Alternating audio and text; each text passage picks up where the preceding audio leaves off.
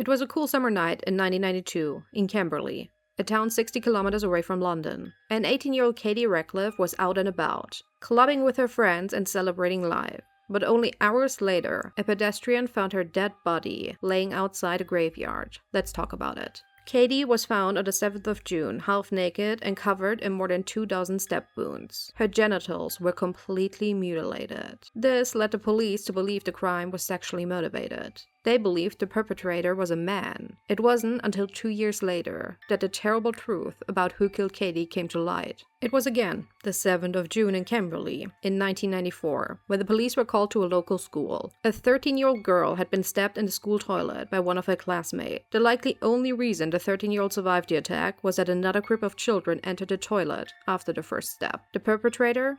14-year-old Sharon Carr. Sharon grew up under difficult circumstances. She was born in Belize, in Central America, where her mother met a British man and they moved to England. Her teachers later described that Sharon had a steep decline. She went from a friendly and helpful child to a girl that couldn't control her anger and became aggressive at all times. Her home life was terrible. When her stepfather broke up with her mother, he poured boiling oil on top of her. The man later stated that Sharon had just stood by and watched it happen. Unfortunately, her own mother wasn't any better. To punish her daughter, she would often shove pepper up her private parts. When Sharon couldn't control her anger, she became violent. At first, against the neighborhood animals. As people later recounted, she once decapitated a dog with a shovel and set hamsters on fire. At some point, the authorities intervened, and Sharon was put into a foster home, but only for a month, before she was returned to her mother. The police didn't immediately connect the death of Katie with the attack of the 13-year-old girl. After all, they were still looking for a man. But after the attack in the school, Sharon was put into juvenile prison, and there, she suddenly began to talk about Katie's death. So the police confiscated her diaries, and what they found was horrifying. The first entry only said Katie versus Carr. Carr was a name she had given herself. But then she went on to describe how much she enjoyed stabbing and killing Katie, and how powerful it made her feel. And she even threw the murder weapon. The police questioned her for over 27 hours, and Sharon started to spin different stories of the night Katie died.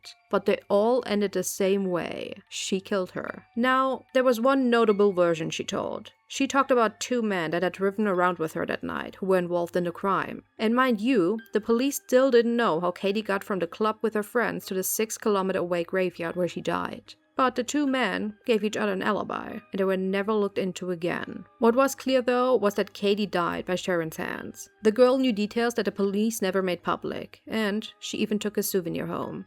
Katie's bracelet. One of the detectives later told the newspaper that during the entire questioning, Sharon showed no emotions and no regret for what she had done. In March of 1997, Sharon was sentenced to life in prison, which in England, like in many other European countries, technically doesn't really mean life. She had to stay in prison for at least 14 years till she could be released. There, she was also diagnosed with schizophrenia. But Sharon is still incarnated today. She is deemed a danger to society. In 2020, a judge declared her unfit to leave after prison guards found out the now 40-year-old fantasized about killing one of her fellow inmates in graphic detail.